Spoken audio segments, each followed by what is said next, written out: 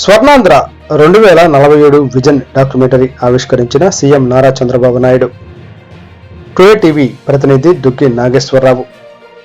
Swarnandhra 2047 vision డాక్యుమెంటరీని CM Nara Chandrababu Naidu శుక్రవారం ఆవిష్కరించారు. 10 సూత్రాలు ఒక విజన్ పేరిట డాక్యుమెంటరీని రూపొందించారు. జాతికి రాష్ట్ర ప్రజలకు అంకితం విజన్ డాక్యుమెంటరీపై సీఎం నారా చంద్రబాబు నాయుడు సంతకం చేశారు. అదేవిధంగా డిప్యూటీ సీఎం పవన్ కళ్యాణ్, మానవ వనరుల శాఖ మంత్రి నారా లోకేష్లు విజన్ డాక్యుమెంటరీపై సంతకాలు చేశారు.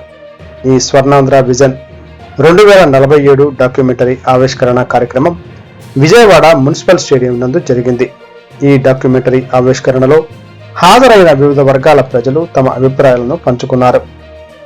ఆక్వా ఉత్పత్తుల రవాణాలో ఇబ్బందులను పరిష్కరించాలని రైతులు కోరారు. మహిళా అభివృద్ధికి ఉన్న అవకాశాలను సద్వినియోగం చేసుకోవాలని కోరారు. స్వర్ణాంధ్ర విజన్ 2047 నాటికి ఆంధ్రప్రదేశ్ దేశంలోనే అగ్రస్థానంలో నిలుస్తుందని ఇంటర్ విద్యార్థిని ఆకాంక్షించారు. స్వర్ణాంధ్ర విజన్ 2047 ఒక ప్రత్యేక వీడియోను ప్రభుత్వం విడుదల చేసింది. ఈ సందర్భంగా సీఎం నారా చంద్రబాబు నాయుడు, ఉప ముఖ్యమంత్రి పవన్ కళ్యాణ్ మహిళా రైతులతో ముఖాముఖిగా మాట్లాడారు. మహిళా ఆర్థిక అభివృద్ధిపై అందుతున్న తోడ్పాటుపై మహిళలను నేతలు అడిగి తెలుసుకున్నారు.